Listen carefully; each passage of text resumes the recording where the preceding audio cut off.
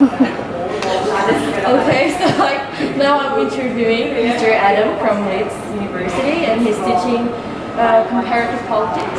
Yes, and he knows a lot about Indonesia, and he can speak Indonesian language.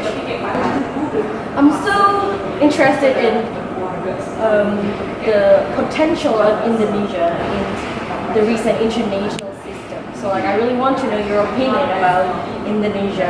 How big is the potential, and what do you think about the politics inside the country itself? Well, obviously Indonesia, as we've all been talking about today at this conference, has a lot of potential. We've known this for a long time. Everyone says it's a very big country, there's a lot of people, a lot of resources, young, ambitious, but yet the critique has been, Indonesia never quite matches those expectations. So something is holding the country back. And I think I'm always reminded of the presidential speech I made a reference to on the 13th of May, which is visible on YouTube. And he asked that wonderful question, which I think cuts right to the heart of the matter. What holds this nation, this great nation, back? And I think it's something that should be a national dialogue. Perhaps I don't have the answer because it's a big question, but I think it does require a lot of soul searching, and Indonesians themselves, particularly of this younger generation that's much more cosmopolitan, really need to address this. Yeah.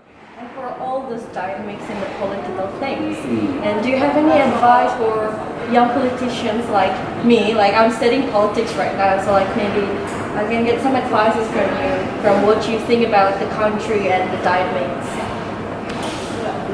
I think now people talk about political newcomers as those who probably have the potential to be, much more focused on good governance, much cleaner. And people talk about integrity, people talk about virtue in politics, and it may be, as a newcomer, you'll find that change is difficult. You'll find that there's resistance to change. You'll find that people will offer you bargains that will compromise your integrity.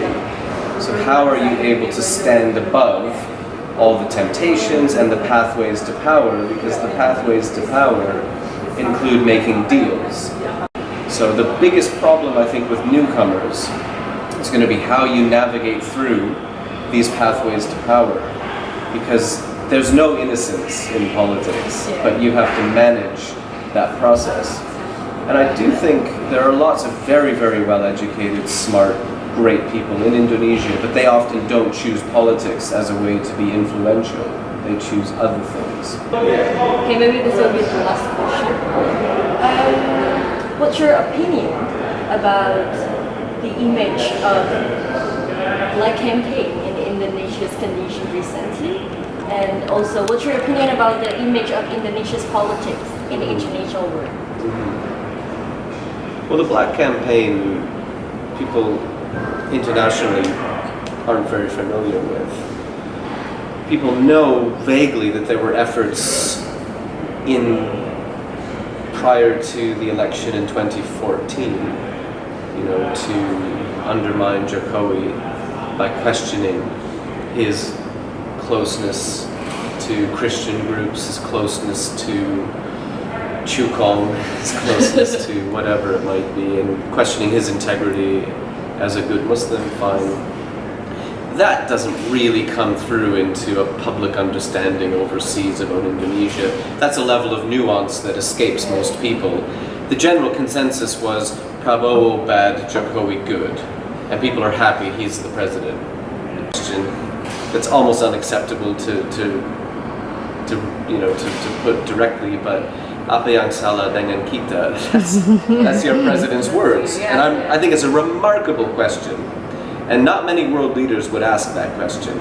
What is wrong with us? I really like that video. I love that question, and I want to watch it over and over, and I want that to be the national. It's from the heart of the process. The national debate, and that's why I think we need to have a public reckoning and a serious question here.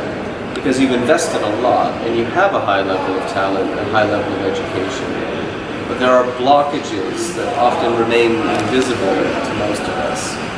So to increase Indonesia's global footprint, I think we need to break away from the current thinking, and you need to overcome that syndrome where Indonesia only makes the world news when there is an earthquake, or when Ahok gets arrested, or when something bad happens. We need more good news stories. We need more positive stories. Thank you very much for the time, and thanks for the opportunity. Great. Okay. Thank you. How to